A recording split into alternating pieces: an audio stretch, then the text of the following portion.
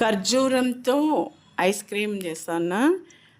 పాలు, ఖర్జూరము ఒకరికి సరిపడా అయితే 8 ఖర్జూరాలు పచ్చివి, 1/4 లీటర్ పాలు, డ్రై ఫ్రూట్స్ బాదాము, గోడంబి, పిస్తా కావాలి.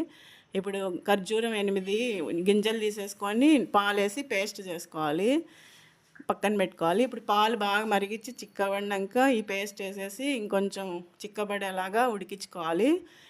ఇప్పుడు స్టవ్ ఆఫ్ చేసి చల్లారనిచ్చాలి.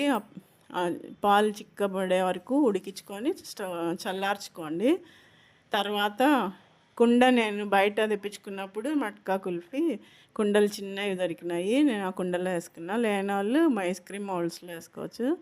ఇప్పుడు చల్లబడిన దాంట్లోకి డ్రై ఫ్రూట్స్ సన్నగా తరిగేసి కొన్ని కలిపి కొన్ని పక్కన పెట్టుకోండి. డ్రై ఫ్రూట్స్ కలిపేసి ఇప్పుడు చిన్న కుండ లేదా మౌల్డ్స్లో వేసి నింపేయాలి. తర్వాత పైన కొన్ని వేసేసుకుంటే డ్రై ఫ్రూట్స్, ఖర్జూరం ఐస్ క్రీమ్ రెడీ అవుతుంది. సమ్మర్లో పిల్లలకి తినడానికి బాగుంటుంది. నచ్చితే లైక్ చేయండి, షేర్ చేయండి, సబ్స్క్రైబ్ చేయండి. ఈ చిన్న కుండల్లో వేస్తే ఇంట్రెస్టింగ్గా తింటారు. నచ్చితే లైక్ చేయండి, కామెంట్ చేయండి, సబ్స్క్రైబ్ చేసేది మర్చిపోద్దు. బాయ్. ఫ్రిడ్జ్లో 3 అవర్స్ పెట్టాలి. నేను ఇప్పుడు టిష్యూ పేపర్ వేసి రబ్బర్ బ్యాండ్ వేసేసిన పక్కకు పోకుండా.